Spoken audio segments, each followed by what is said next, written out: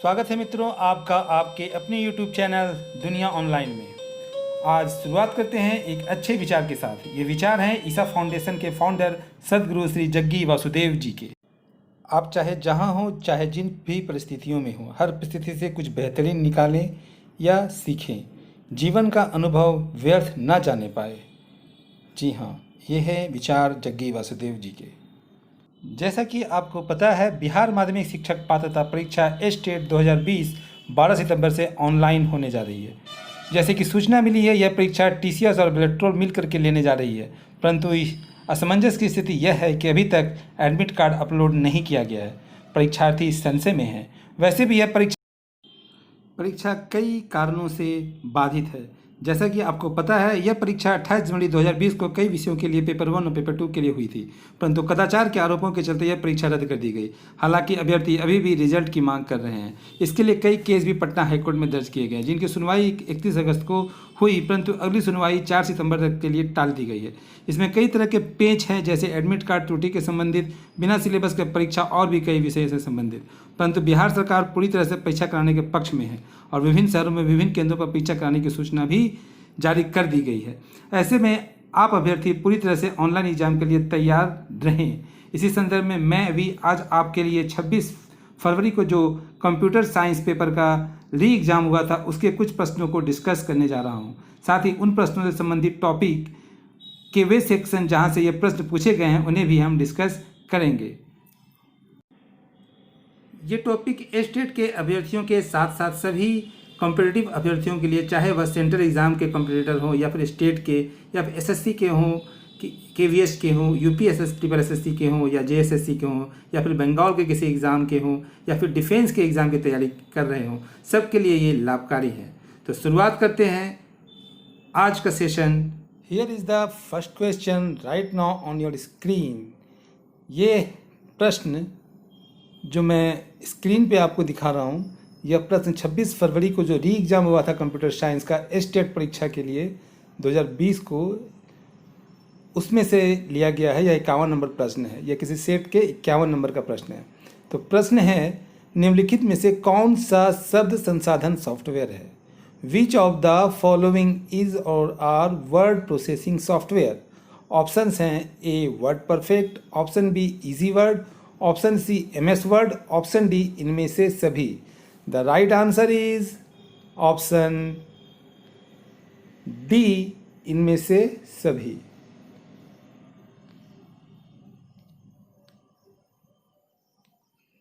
बहुत ही अच्छा प्रश्न है ये। यह प्रश्न महत्वपूर्ण है सभी कॉम्पिटिटिव परीक्षार्थियों के लिए, क्योंकि बहुत सारे एग्जाम्स में वर्ड से क्वेश्चन पूछे जाते हैं। यह क्वेश्चन कह रहा है कि वर्ड प्रोसेसिंग सॉफ्टवेयर।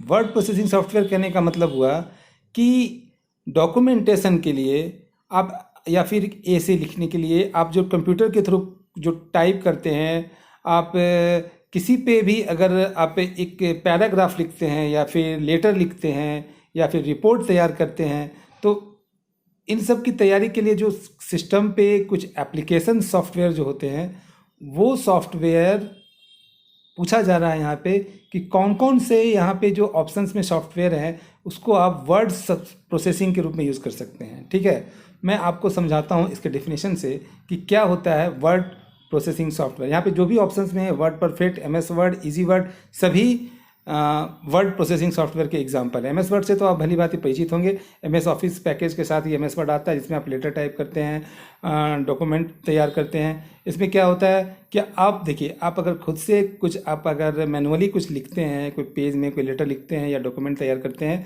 तो कितना कुछ करना होता है, बार बार आप किसी शब्द को दोहराते हैं। लेकिन यहाँ पे क्या है, आप किसी वर्ड को लिखना प्रारंभ करते हैं तो सडनली अगर आपने 2 लेटर या 3 लेटर टाइप किया, तो उससे मिलता जुलता वर्ड का ऑप्शन आपके पास आ जाता है। आपकी स्पेलिंग मिस्टेक अपने आप करेक्ट हो जाती है। मतलब आपके पास बहुत सारे ऑप्शंस होते हैं। ठीक है, आपको पैराग्राफ ऊपर करना है, आपको कर्सर होम पे लेके आना है, स्टार्ट पे लेके आना है।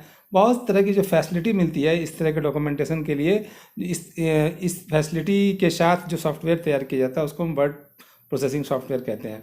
ठीक है, तो आइए इसको अच्छे से जानते हैं क्या होता है ये word processing software. Word processing software, okay. क्या है वर्ड प्रोसेसिंग? पहले आप वर्ड प्रोसेसिंग जानिए, क्या है वर्ड प्रोसेसिंग। वर्ड प्रोसेसर एक सॉफ्टवेयर पैकेज है जिसकी मदद से हम क्या करते हैं, एक डॉक्यूमेंट को हाथ से बनाने की अपेक्षा शीघ्र बना सकते हैं, उसमें बदलाव कर सकते हैं, उसे प्रिंट कर सकते हैं और सेव कर सकते हैं। एक डॉक्यूमेंट को बनाने का अर्थ है क्या, कि कीबोर्ड से आप टाइप करते हैं, डॉक्यूमेंट में स्पेलिंग की गलतियों को ठीक करते हैं, शब्दों को मिटाते हैं, शब्द नए डालते हैं, वाक्यों को ऐड करते हैं, पैराग्राफ को जोड़ते हैं, ठीक है। तो वर्ड प्रोसेसिंग की जो विशेषताएं, वे टाइप किए टेक्स्ट में आसानी से बदलाव लाया जा सकता है। मतलब आप जो भी टाइप करते हैं उसको आप आसानी से बदलाव कर सकते हैं, क्योंकि आपके पास वहाँ ऑप्शंस होते हैं। शब्द और वाक्य को आसानी से सरलता से जोड़े, हटाए या फिर बदले जा सकते हैं। पैराग्राफ या टेक्स्ट को एक स्थान से दूसरे स्थान पर आसानी से ले जाया जा सकता है, जो आप मैनुअली ऐसे नहीं कर सकते। मार्जिन और पेज की लंबाई के अनुसार आप छोटा बड़ा कर सकते हैं। क्या आप मैनुअली किसी पेज को छोटा बड़ा कर सकते हैं? नहीं कर सकते। लेकिन यहाँ पे आपके पास ऑप्शन है, आपके रिक्वायरमेंट के अनुसार अपने पेज की लंबाई को, मार्जिन को घटा बढ़ा सकते हैं। स्पेलिंग की जाँच और त्रुटियों का निदान स्पेलिंग चेकिंग सुविधा से कर सकते हैं। बहुत से डॉक्यूमेंट एक साथ जोड़े जा सकते हैं। मेल मर्ज सुविधा के प्रयोग से एक पत्र अलग अलग नामों और पत्रों से प्रिंट किया जा सकता है। इस तरह के बहुत सारे ऑप्शंस हैं जो वर्ड प्रोसेसिंग के थ्रू आपको मिलता है, ठीक है।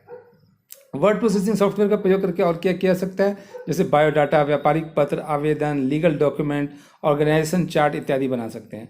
आधुनिक वर्ड प्रोसेसिंग सॉफ्टवेयर जैसे MS वर्ड के विभिन्न प्रकार की आकृतियों, जैसे आपको सर्कल ड्रॉ करना है, रेक्टेंगल यानी आयत बनाना है, लाइन ड्रॉ करना है, बोल्ड, इटैलिक, इस तरह की बहुत सारी फैसिलिटी जो है आपको इससे मिलती है। मतलब अब आप अपने डॉक्यूमेंट को ज़्यादा आकर्षक बना सकते हैं, ठीक है। तो वर्ड प्रोसेसिंग सॉफ्टवेयर को वर्ड प्रोसेसर भी एक तरह से कहा जाता है।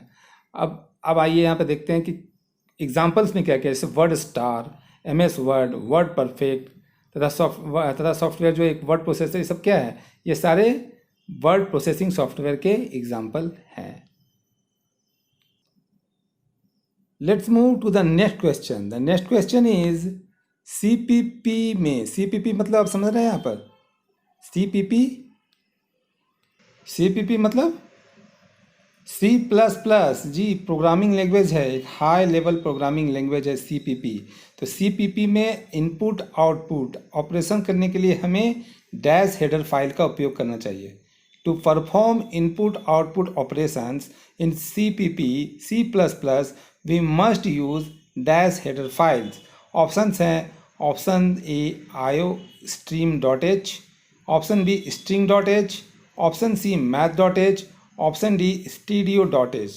The right answer is option A iostream.h। तो आइए जानते हैं क्या है। पहले तो आप ये जानिए कि CPP यानी C++, जिनको पता है, जो बीटेक किए हैं या MCA किए हैं या जिनको प्रोफेशनल नॉलेज है लैंग्वेजेस का, उनको तो पता होगा कि C++ क्या है। लेकिन जो लोग बिल्कुल इनिशियल स्टेज में है, जिनको प्रोग्रामिंग लैंग्वेज के बारे में ज़्यादा पता नहीं है, वो जान लें कि ये प्रोग्रामिंग लैंग्वेज है C++।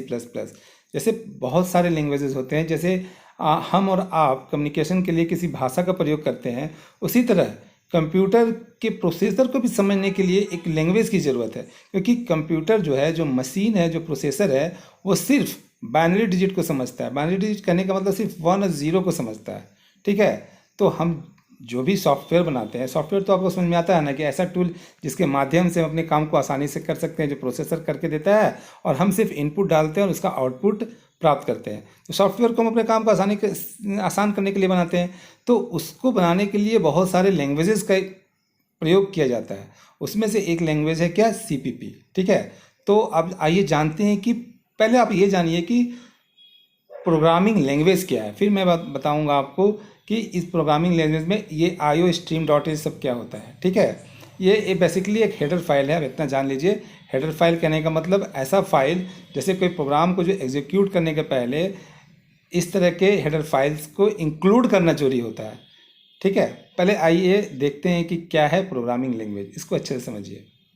देखिए, प्रोग्रामिंग लैंग्वेज के बारे में बात कर रहे हैं। अक्सर आप लोगों के मन में ये बात आई होगी कि जो एप्लीकेशन या सॉफ्टवेयर होते हैं वो बनते कैसे, हैकिंग कैसे होती है, तो ये सब प्रोग्रामिंग लैंग्वेज की सहायता से बनते हैं। तो आज के लिए हम यह जानेंगे कि प्रोग्रामिंग लैंग्वेज क्या है और यह कैसे काम करता है, ठीक है।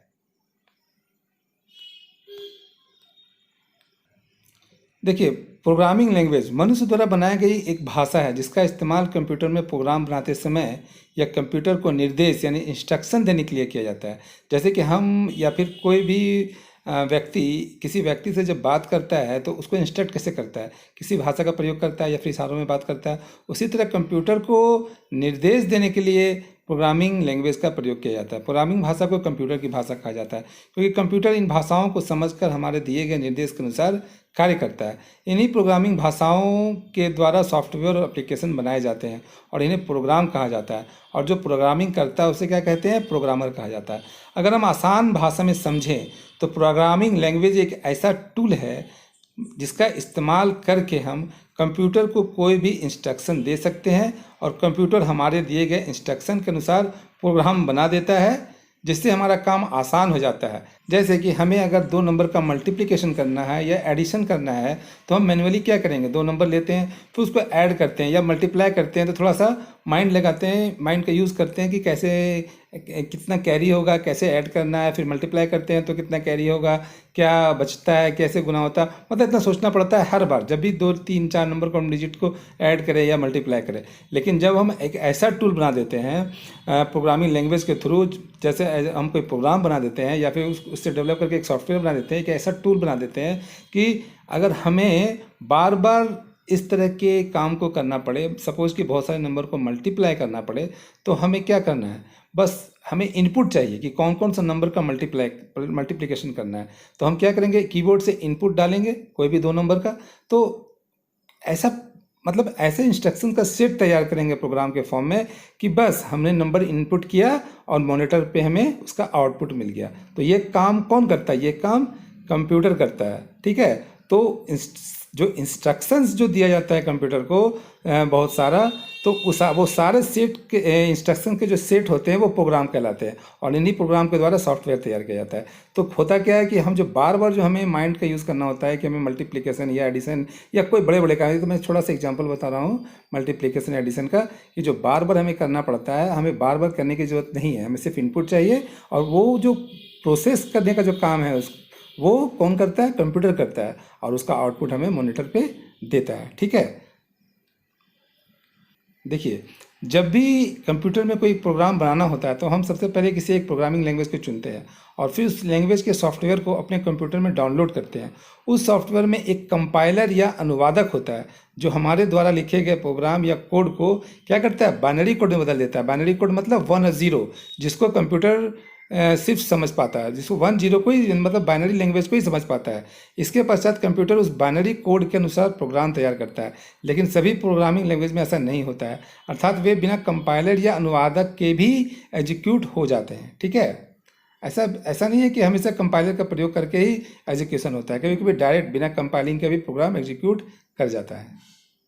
आइए अब जानते हैं कि वो हेडर्स जो मैंने बताया था IOStream.h, ये सब का क्या मतलब होता है। देखिए, जैसे जैसे प्रोग्राम बड़ा होता है, जैसे कि बड़े फाइल्स ज़्यादा फाइल जुड़ने लगते हैं, जैसे मैंने एडिशन मल्टीप्लिकेशन का एग्जांपल दिया, लेकिन कोई बड़ा कुछ बड़े काम के लिए जब सॉफ्टवेयर तैयार किया जाता है, जैसे गेमिंग के लिए हो या फिर किसी और बड़े प्रॉब्लम के लिए जब हम सॉफ्टवेयर तैयार करते हैं तो उसमें क्या होता है, बहुत सारे फंक्शन होते हैं, ठीक है। तो हम यहाँ पे देखिए क्या लिखा है, हर एक फंक्शन जो किसी दूसरे फाइल में स्थित हो को फॉरवर्ड डिक्लेयर करना बहुत बड़ी जल्दी या थकाऊ काम बन जाता है। मतलब बहुत सारे फंक्शन होते हैं, फंक्शन थोड़ा सा टिपिकल है, जो लोग प्रोफेशनल हैं उनको पता होगा। तो होता क्या है कि एक ऐसा उपाय करना होता है जिसकी वजह से क्या है कि हम बार बार फंक्शन को कॉल ना करें। हम क्या करते हैं कि मतलब ऐसा फैसिलिटी प्रोग्रामिंग लैंग्वेज में प्रोवाइड कर दिया जाता है कि कुछ फंक्शंस, जैसे कुछ फंक्शंस को पहले से लाइब्रेरी में फिक्स करके रखा जाता है और उस फंक्शंस को डायरेक्ट कंपाइलर यूज़ कर लेता है, ठीक है। जैसे देखिए, C++ में केवल C++ कोड फाइल्स सिर्फ .cpp एक्सटेंशन वाली फाइल ही नहीं है, बल्कि दूसरे फाइल भी हैं, ठीक है। इन दूसरे तरह के फाइल्स को हेडर फाइल या इंक्लूड फाइल कहते हैं। साधारणतः हेडर फाइल्स में .h एक्सटेंशन लगा होता है, लेकिन कभी कभी ये .hpp या बिना किसी एक्सटेंशन के भी देखे जा सकते हैं। हेडर फाइल्स का प्रयोग प्रायः डिक्लेरेशन जो किसी दूसरे फाइल्स में प्रयोग किए जाने हैं वो एक जगह रखने के लिए किया जाता है, ठीक है। देखिए यहाँ पे आप #include IOStream है, तो यहाँ क्या है कि जैसे कि कोई फंक्शन को मैं जैसे एग्जीक्यूट करा रहा हूँ, ठीक है। यहाँ आप देख रहे हैं सी आउट से क्या हो रहा है कि प्रिंट हो रहा है, ठीक। सी आउट से ये देखिए यहाँ पर दिख रहा है कि ये प्रोग्राम सी आउट की मदद से कंसोल पर हेलो वर्ल्ड प्रिंट करेगा। फिर भी ध्यान दीजिए कि ये प्रोग्राम सी आउट को कहीं भी डिफाइन नहीं करता है। ये प्रोग्राम सी आउट के बारे में बता रहा है क्या, नहीं बता रहा है। इंट मेन को डिफाइन कर रहा है, इंटीजर टाइप है, ठीक है।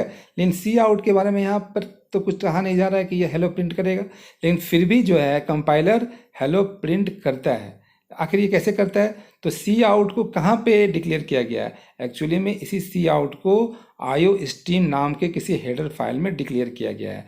और जैसे ही कंपाइलर कंपाइलिंग करने जाता है उसके पहले वो क्या करता है, उस हेडर फाइल से इस सी आउट को बारे में समझ जाता है कि मुझे ये प्रिंट करना है, ठीक है। तो इस तरह के बहुत सारे फाइल हेडर फाइल्स को रखा गया है बहुत सारे प्रोग्रामिंग लैंग्वेजेस में, ठीक है, जिसको कंपाइलर क्या करता है, एग्जीक्यूट करने से पहले एक्सेस कर लेता है। देखिए स्ट्रक्चर के थ्रू कि कैसे यह काम करता है। यहाँ देखिए ध्यान रखने की बात क्या है कि साधारणतः हेडर फाइल्स में केवल डिक्लेरेशन ही रखे जाते हैं, उनमें यह नहीं डिफाइन किया जाता है कि कोई चीज़ इंप्लीमेंट कैसे की गई है। तो अब यह सवाल सामने आता है कि यदि सी आउट को आईओ स्ट्रीम हेडर फाइल में केवल डिक्लेयर किया गया है तो इसे डिफाइन कहाँ किया गया होगा? इसे C++ run time support library में इम्प्लीमेंट किया गया है, जो कि प्रोग्राम लिंक होते वक्त अपने आप प्रोग्राम से जुड़ जाता है, मतलब लिंक हो जाता है, ठीक है। अब आइए देखते हैं स्ट्रक्चर के थ्रू कि कैसे हेडर फाइल को कंपाइलर एक्सेस करता है। ये देखिए यहाँ पर main.cpp क्या है, cpp एक्सटेंशन है, ठीक है। यहाँ पर एक सोर्स कोड है जिसका फाइल का नाम हमने main.cpp से रखा है, ठीक है। अब जैसे ही कंपाइलर कंपाइल करने जाता है वो क्या करता है, आईओ स्ट्रीम हेडर फाइल को भी इंक्लूड कर लेता है, ठीक है। जैसे आपने वहाँ पर सी आउट को देखा था कि सी आउट कैसे प्रिंट कर देता है किसी मैसेज को, प्रिंट कैसे हेलो वर्ल्ड कैसे प्रिंट हो गया था, तो ठीक है। तो यहाँ पे आपने देखा कि कंपाइलर कैसे main.cpp जो सोर्स कोड है हमारा उसको एक्सेस करने के साथ साथ उधर से आईओ स्ट्रीम हेडर फाइल को भी एक्सेस कर लेता है। अब क्या होता है, कंपाइलर ऑब्जेक्ट फाइल क्रिएट करता है, किसका, मेन फाइल का जो था main.cpp जो सेव था उसका main.ऑब्जेक्ट बनाता है। अब main.ऑब्जेक्ट जब बन जाता है तो रन टाइम में क्या होता है कि वहाँ पे तो हेडर फाइल में तो सिर्फ डिक्लेरेशन है, लेकिन डिफाइन कहाँ किया गया है, डिफाइन रन टाइम लाइब्रेरी में किया गया है। तो वहाँ से फिर main.ऑब्जेक्ट बनने के बाद लिंक हो जाता है जो डिफाइन किया गया है वहाँ से। अब उसके बाद फिर लास्ट में main.exe बनता है, मतलब एग्जीक्यूशन हो जाता है, ठीक है। तो ये था पूरा फंक्शन कि कैसे हेडर फाइल को इंक्लूड किया जाता है। अब जरा सोचिए कि क्या होता यदि आईओ स्ट्रीम नाम का कोई हेडर फाइल C++ में नहीं होता। आप जब भी स्टैंडर्ड सी आउट का प्रयोग करना चाहते आपको हर बार क्या करना होता, प्रोग्राम में सबसे पहले ये सी आउट से रिलेटेड डिक्लेरेशन को कॉपी और पेस्ट करना होता, और इसे करते वक्त आपका ये जानना जरूरी हो जाता है कि आपके लिए क्या उपयोगी साबित होगा और क्या नहीं। आईओ स्ट्रीम को इंक्लूड करना इन सब चीज़ों से कहीं ज़्यादा आसान है, ठीक है। तो यही रोल है हेडर फाइल्स का। इस तरह आपने क्या देखा, आप देखते हैं कि जब भी हम हैश इंक्लूड लाइन का प्रयोग करते हैं तो असल में हम रिक्वेस्ट कर रहे होते हैं कि आईओ स्ट्रीम नाम के हेडर फाइल में स्थित सभी चीज़ें इंक्लूडिंग फाइल जहां इस लाइन का प्रयोग किया गया है में कॉपी हो जाए। इस तरह से हेडर फाइल की सारी चीज़ें जो भी उसमें फंक्शन है, क्लासेस है, इंक्लूजन के बाद कोड फाइल में जो हम लोगों ने कोड फाइल बनाया है, जो सोर्स कोड लिखा है, उसमें भी इस्तेमाल किया जा सकता है, ठीक है। आप अच्छे से, उम्मीद है इस हेडर फाइल के बारे में आप समझ गए होंगे। इस तरह के आईओ स्ट्रीम फाइल के अलावा भी बहुत सारे सीपीपी में हेडर फाइल होते हैं। मैं बता दूं, एक दो एग्जांपल दे देता हूं कि देखिए यहाँ पे आईओ स्ट्रीम के अलावा आईओ मैनिप, एफ स्ट्रीम, ये सारे हेडर फाइल्स हैं, ठीक है, जहाँ पे कुछ ना कुछ इंस्ट्रक्शन पहले से सेट हैं जिसको कंपाइलर एक्सेस करता है, ठीक है।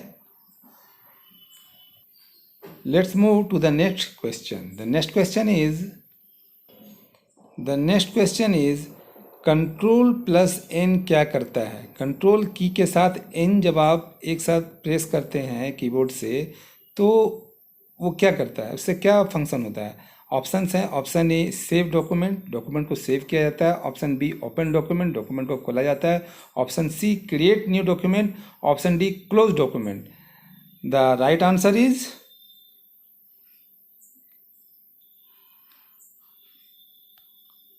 Option C create new document. Okay, control N क्या करता है, नया डॉक्यूमेंट क्रिएट करता है। आइए देखते हैं कुछ कीज का कॉम्बिनेशन जिसके थ्रू क्या फंक्शंस होते हैं। ठीक है, शॉर्टकट कीज को जैसे मैंने बताया, कंट्रोल प्लस एन से क्या होता है, न्यू डॉक्यूमेंट क्रिएट होता है। ठीक है, अब देखिए अल्ट प्लस एफ, अल्ट के साथ अगर एफ की आप प्रेस करते हैं तो क्या होता है, फाइल मेनू ऑप्शंस जो है वो ओपन होता है। ठीक है, करंट प्रोग्राम में। अल्ट प्लस ई से क्या होता है, एडिट ऑप्शंस ओपन होता है करंट प्रोग्राम में। F1 से क्या होता है, यह क्या है, ऐसा यूनिवर्सल हेल्प की है। ठीक है, किसी भी प्रोग्राम के लिए यूनिवर्सल हेल्प की, आपको अगर किसी तरह का हेल्प चाहिए होता है तो F1 आप प्रेस करते हैं। कंट्रोल प्लस ए से क्या होता है, सारे टेक्स्ट को आप अगर सेलेक्ट करना चाहते हैं एक साथ तो कंट्रोल प्लस ए आपको प्रेस करना होगा। कंट्रोल प्लस एक्स से क्या होता है, जिस आइटम को आप सेलेक्ट करते हैं उस आइटम को कंट्रोल प्लस एक्स से कट कर सकते हैं। कंट्रोल प्लस डिलीट से क्या होता है, कट कर सकते हैं सिलेक्टेड आइटम को। ठीक है, कंट्रोल प्लस सी कॉपी कर सकते हैं सिलेक्टेड आइटम को। Control plus insert copy the selected item, selected item को कॉपी करना हो तो आप कंट्रोल प्लस इंसर्ट कर सकते हैं। कंट्रोल प्लस वी से क्या होता है, पेस्ट द सिलेक्टेड आइटम। ठीक है, शिफ्ट प्लस इंसर्ट से क्या होता है, paste the selected item. Okay, अब होम से क्या होता है, सिर्फ होम की को आप प्रेस करते हैं तो यूज़र को takes the user to the beginning of the current line. आप अगर किसी लाइन में कहीं पे भी हैं तो आप बिगिनिंग तक पहुंचना चाहते हैं तो आप होम की प्रेस कर दीजिए। अब देखिए कंट्रोल प्लस होम से क्या होता है, कंट्रोल प्लस होम से go to the beginning on document. आपने अगर कंट्रोल की और होम की को एक साथ प्रेस किया तो आप कहीं भी हैं डॉक्यूमेंट में तो आप डॉक्यूमेंट के बिल्कुल शुरुआत में पहुंच जाते हैं। ठीक है, आइए कुछ और भी बेसिक कंप्यूटर शॉर्टकट की है उसको हम देखते हैं। देखिए एंड से क्या होता है, अगर आपने एंड की को प्रेस किया तो go to the end of the current line, मतलब करंट लाइन के लास्ट तक आप पहुंच जाते हैं। कंट्रोल प्लस एंड प्रेस करते हैं तो go to the end of a document, एक डॉक्यूमेंट के एंड तक पहुंचना हो तो कंट्रोल प्लस एंड की प्रेस करना होगा एक साथ। शिफ्ट प्लस होम आप प्रेस करेंगे तो highlight from current position to beginning of the line. ठीक है, highlight from current position to beginning of the line. Shift plus end press करेंगे तो highlight from current position to end of the line, मतलब highlight होता है जो line को, जहां से आप शिफ्ट एंड की प्रेस करेंगे हाईलाइट फ्रॉम करंट, जहां से भी आप प्रेस करना, जहां जिस भी पोजीशन पे होंगे वहां से लाइन के लास्ट तक आप हाईलाइट कर सकते हैं शिफ्ट प्लस एंड प्रेस करके। अब कंट्रोल प्लस लेफ्ट एरो, अगर आप कंट्रोल प्लस लेफ्ट एरो को एक साथ प्रेस करते हैं तो move one word to the left at a time, मतलब एक बार में आप एक वर्ड लेफ्ट साइड प्रेस हो जाते हैं, शिफ्ट हो जाते हैं। अगर आप control plus left arrow press करते हैं, control plus right arrow press करते हैं तो move one word to the right at a time, मतलब आप जहाँ पे भी हैं वहाँ से आप एक वर्ड राइट शिफ्ट कर जाते हैं। ठीक है, देखिए यहाँ पे दो और महत्वपूर्ण की कॉम्बिनेशन हैं। Control plus alt plus up arrow अगर आप एक साथ प्रेस करते हैं या फिर control plus up arrow press करते हैं तो मूव्स द एक्टिव पैराग्राफ और selected paragraphs up one paragraph, मतलब सिलेक्टेड पैराग्राफ को क्या करते हैं, वहाँ वन पैराग्राफ आप ऊपर शिफ्ट कर जाते हैं। एक अपने पैराग्राफ को जहाँ पे भी है उस पैराग्राफ को अगर एक पैराग्राफ ऊपर शिफ्ट करना है तो आपको क्या प्रेस करना होगा, कंट्रोल प्लस अप। ओके, अब आप देखिए अगर आप control plus alt plus down arrow press करते हैं, कंट्रोल या फिर कंट्रोल प्लस डाउन एरो, तो मूव्स द एक्टिव पैराग्राफ और selected paragraphs down one paragraph, मतलब जिस भी पैराग्राफ में आप मौजूद हैं उस पैराग्राफ को अगर आप चाहते हैं कि वन पैराग्राफ नीचे प्रेस हो जाए, शिफ्ट हो जाए, तो आपको control plus alt plus down या फिर control plus down arrow press करना होगा। मतलब यहाँ कहने का मतलब क्या हुआ कि पैराग्राफ को ऊपर नीचे शिफ्ट करना है। तो ठीक है, अब आप अच्छे से की कॉम्बिनेशन को समझ गए होंगे। वैसे बहुत सारे की कॉम्बिनेशन हैं, आप इसको आगे के क्लासेस में पढ़ते जाइए। आने वाले एग्जाम्स के लिए ये बेहद ही महत्वपूर्ण है, ये सिर्फ स्टेट के लिए नहीं बल्कि और सभी एग्जाम्स के लिए बहुत महत्वपूर्ण है। ठीक है, let's move to the next question. The next question is CPP keyword को भी डैश कहा जाता है। क्या कहा जाता है, CPP keywords are also called, option हैं, option A preprocessor, option B punctuation mark symbols, option C operators, option D reserve words. ठीक है, अब यहाँ देखिए CPP keywords are also called क्या कहे जाते हैं। The right answer is option D reserve words. ठीक है, आइए समझते हैं क्या है रिजर्व वर्ड्स। सारे प्रोग्रामिंग लैंग्वेजेस में कुछ रिजर्व वर्ड्स होते हैं। यहाँ C++ में रिजर्व वर्ड्स क्या है आपको मैं समझाता हूँ। देखिए, what are keywords in C plus plus. Keywords क्या है? Keywords are pre defined reserved words used in programming that have special meaning to the compiler. ठीक है, मतलब कीवर्ड्स वैसे रिजर्व वर्ड्स हैं, मतलब रिजर्व वर्ड्स का क्वेश्चन था ना, रिजर्व वर्ड्स क्या है? रिजर्व वर्ड्स को हम कीवर्ड्स भी कहते हैं। तो रिजर्व वर्ड्स क्या है? ऐसे टर्म्स हैं जो प्री डिफाइंड है। प्रोग्रामिंग लैंग्वेजेस में क्या होता है? ये प्री डिफाइंड्स होते हैं और कंपाइलर को स्पेशल मीनिंग के रूप में एक्सेस करना होता है इन वर्ड्स को। आप अपने सोर्स कोड में या फिर यहाँ मैं सी प्लस प्लस की बात कर रहा हूँ, या फिर किसी भी प्रोग्रामिंग लैंग्वेज में जो कीवर्ड्स या रिजर्व वर्ड्स जो होते हैं वो क्या होते हैं? रिजर्व वर्ड जो होते हैं वो स्पेशल मीनिंग को दर्शाने के लिए होते हैं और कंपाइलर इसको स्पेशल मीनिंग के टर्म में समझता है। आप इसका प्रयोग किसी दूसरे अर्थ में नहीं कर सकते हैं। कीवर्ड्स आर और reserved words are part of the syntax and they can not be use as an identifier. For example, here int is a keyword. जैसे इंट, हम इंट करके करते हैं ना, किसी को डिक्लेयर करते हैं, इंट मतलब इंटीजर। तो इंट का प्रयोग आप सोर्स कोड में आइडेंटिफायर के फॉर्म में, आइडेंटिफायर मतलब समझ रहे हैं आप? आइडेंटिफायर मीन्स किसी भी टर्म को अगर आप कोई नाम दे रहे हैं सोर्स कोड में, कोई और कहीं पे आप यूज़ कर रहे हैं, सिंटेक्स में अगर आप किसी वर्ड को इसे यूज़ करते हैं तो वहाँ इंट का प्रयोग आप अलग से नहीं कर सकते हैं, क्योंकि कंपाइलर को पता है कि इंट क्या है, कि इंटीजर है। ठीक है, एक इंटीजर क्या है? मतलब कोई वेरिएबल है, इंट टाइप का वेरिएबल है। तो क्या कंपाइलर उसको क्या समझता है कि ये इंट का एक फिक्स मीनिंग है। ओके, तो देखिए, जैसे यहाँ पे ये सारे रिजर्व्ड कीवर्ड्स हैं सी प्लस प्रोग्रामिंग के लिए, जैसे auto, bool, break, case, catch, character, float, false, public, register, new, operator, ये सारे क्या हैं? रिजर्व्ड कीवर्ड्स हैं जिसका प्रयोग आप आइडेंटिफायर के टर्म में नहीं कर सकते, मतलब किसी दूसरे टर्म में इसका प्रयोग नहीं कर सकते इन वर्ड्स का। इनका एक फिक्स्ड मीनिंग है प्रोग्रामिंग लैंग्वेज में, यहाँ पे सी प्लस प्लस में। ठीक है, आइए अब जानते हैं कि आइडेंटिफायर क्या होता है। आइडेंटिफायर, चूंकि मैंने ये बताया कि आइडेंटिफायर के टर्म में नहीं कर सकते, तो आइडेंटिफायर को भी समझना जरूरी है। देखिए, आइडेंटिफायर्स वो नाम होते हैं जो आप वेरिएबल्स, कॉन्स्टेंट्स, एरे और फंक्शंस आदि को देते हैं, मतलब हम उसका नाम ये क्रिएट करते हैं। ठीक है, और रिजर्व वर्ड्स कौन से वर्ड्स होते हैं? जिसका नाम पहले से डिफाइंड है, कंपाइलर को पहले से पता है कि यह क्या है। और आइडेंटिफायर्स वो होते हैं जिसका नाम हम देते हैं। जब हम प्रोग्राम डेवलप करते हैं तब हमें विभिन्न प्रकार के डाटा को कंप्यूटर की मेमोरी में इनपुट करके उस पर विभिन्न प्रकार की प्रोसेसिंग करनी होती है। कंप्यूटर में डाटा के साथ हम चाहे किसी भी प्रक्रिया को करना चाहें, हम हर डाटा को सबसे पहले कंप्यूटर की मेमोरी में स्टोर हमें करना होता है। कंप्यूटर की मेमोरी में किसी डाटा को स्टोर किए बिना हम उस डाटा के साथ किसी प्रकार की कोई प्रक्रिया नहीं कर सकते। ठीक है, तो यहाँ आइडेंटिफायर का मतलब क्या हुआ कि आइडेंटिफायर का नाम हम देते हैं। ओके,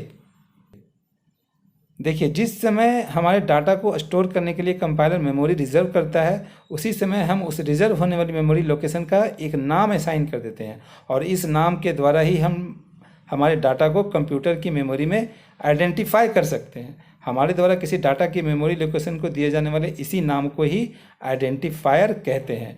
और हम ये जो आइडेंटिफायर का जो नाम देते हैं, यह नाम उस रिजर्व्ड कीवर्ड से अलग होता है जो किसी भी प्रोग्रामिंग लैंग्वेज में पहले से डिक्लेयर होता है। ठीक है, कहने का मतलब है कि इंट क्या है? एक रिजर्व कीवर्ड्स है, रिजर्व वर्ड्स है। तो उस इंट नाम हम किसी मेमोरी का एलोकेशन नहीं कर सकते हैं। इंट नाम से मेमोरी एलोकेशन का काम हम नहीं कर सकते हैं। ठीक है, आप अच्छे से रिजर्व्ड कीवर्ड्स और आइडेंटिफायर का अंतर समझ चुके होंगे। तो आइए चलते हैं अगले प्रश्न की तरफ। The next question is the last question. Here is the fifth question.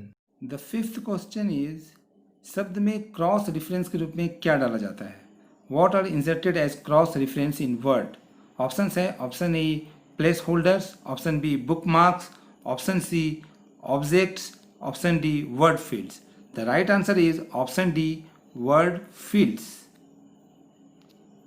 आइए जानते हैं क्या होते हैं क्रॉस रेफरेंस। देखिए, क्या है क्रॉस रेफरेंस। मान लीजिए आप एमएस वर्ड का एक डॉक्यूमेंट बना रहे हैं जिसमें किसी खास पेज को तैयार कर रहे हैं। आपने कोई ऐसी चीज़ का जिक्र किया जिसका विशेष विवरण उस डॉक्यूमेंट के किसी और पेज में है, तो आप दोनों को लिंक कैसे करेंगे। मतलब कहने का सीधा सा अर्थ है कि सपोज आपने किसी डॉक्यूमेंट को तैयार किया, आपने कोई रिपोर्ट जनरेट किया, सपोज मैंने एक लेटर लिखा, तो उस लेटर में अगर कोई ऐसा वर्ड है, उस वर्ड को आप डॉक्यूमेंट के किसी और वर्ड से या फिर किसी और लाइन से आप उसको लिंक करना चाहते हैं तो आप कैसे करेंगे। उदाहरण के तौर पर आप यूँ समझ लीजिए, आपने कोई डाटा या जानकारी पेज नंबर 2 पर दी, जिसका एक चार्ट, चित्र या टेबल पेज नंबर 6 पर है, तो पढ़ने वाला अगर तुरंत उस जगह से संबंधित दूसरी वाली जगह पर जाना चाहेगा तो आप क्या करेंगे। यहीं पर क्रॉस रेफरेंस काम करता है। कहने का मतलब है कि किसी एक जगह से दूसरे जगह को अगर लिंक करना है एक डॉक्यूमेंट के अंदर, तो दो खास जगहों को आपस में जोड़ना अगर है तो एक दूसरे, ताकि एक जगह से दूसरी जगह जाने में कोई दिक्कत ना हो, तो हम क्रॉस रेफरेंस का प्रयोग करते हैं। देखिए क्रॉस रेफरेंस कैसे बनाते हैं। सबसे पहले आप टेक्स्ट के जिस भी भाग को क्रॉस रेफरेंस देना चाहते हैं या लिंक बनाना चाहते हैं उसे सिलेक्ट कर लें। ठीक है, अब क्या करना है, अब इंसर्ट टैब के अंदर जाकर सबसे नीचे वाले ऑप्शन क्रॉस रेफरेंस पर क्लिक करें। आपने देखा यहाँ पे क्रॉस रेफरेंस पे क्लिक कर रहे हैं। अब रेफरेंस टाइप वाले बॉक्स के अंदर जाकर ये चुनें कि आप किस तरह का रेफरेंस देना चाहते हैं। आप हेडिंग देना चाहते हैं, नंबर आइटम देना चाहते हैं, बुक मार्क देना चाहते हैं, फुट नोट देना चाहते हैं, आप वहाँ पर उस तरह का रेफरेंस दे दीजिए। देखिए यहाँ पर एक और डिफिनेशन है क्रॉस रेफरेंस का। Cross reference are inserted into our document as fields, मतलब फील्ड के रूप में हम क्रॉस रेफरेंस को इंसर्ट करते हैं अपने डॉक्यूमेंट में। A field is a set of information that instructs Word to insert text, graphics, page numbers and other material into a document automatically।